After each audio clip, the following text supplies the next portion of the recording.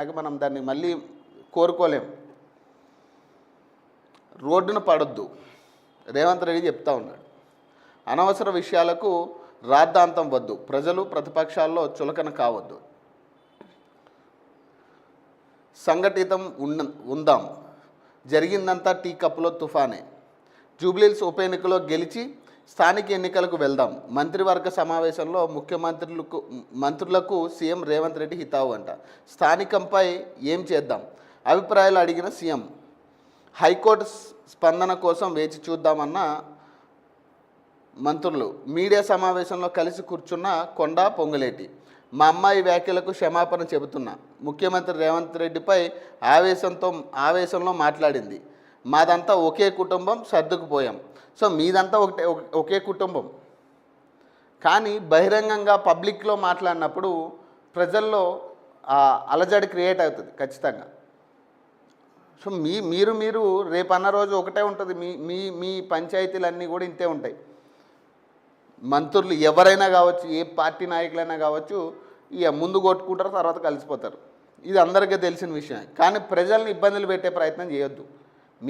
మీ సొంత ఎజెండా కోసం, మీ సొంత నిర్ణయాల కోసం, లేదా మీ సొంత లాభాల కోసం ప్రజల్లో పబ్లిక్లో మనం చులకన చేసుకుని, లేదా పబ్లిక్కి అసలు మంత్రులంటే విరక్తి పుట్టేటట్టు చేయొద్దు.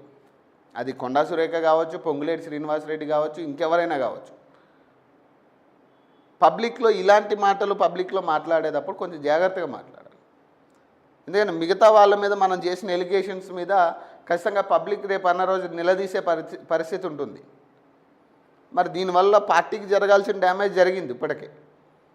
కానీ దాని మీద మరి ఎందుకు రేవంత్ రెడ్డి ఇప్పటివరకు ఆ గన్ కల్చర్ మీద కానీ, లేదా రోహిన్ రెడ్డి మీద కానీ ఇప్పటివరకు ఎక్కడా కూడా మాట్లాడలే. అది ఉందనా లేదనా ఏమి చెప్పట్లే.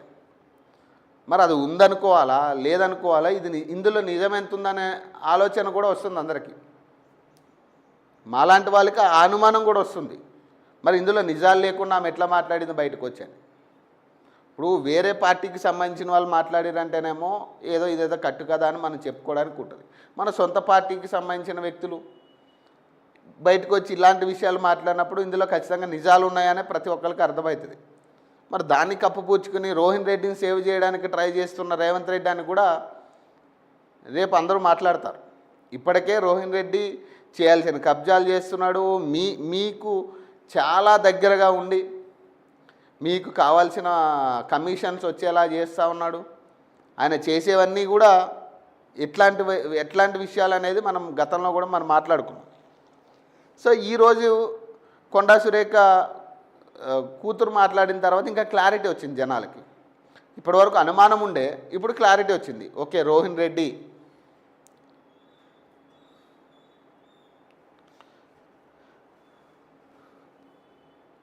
మంత్రుల మధ్య సఖ్యత కొరవడంపై రాష్ట్ర కేబినెట్ భేటీలో సుదీర్ఘ చర్చ జరిగింది. చిన్నపాటి అంశాల్లో విభేదాలతో మంత్రులు రచ్చ చేయొద్దని, స్వల్ప వివాదాలకు సంబంధించి రోడ్డెక్కడం సరికాదని సీఎం రేవంత్ రెడ్డి పేర్కొన్నట్లు తెలిసింది. అనవసర విషయాలకు రాద్ధాంతం చేసుకోవడం వల్ల ప్రజలతో పాటు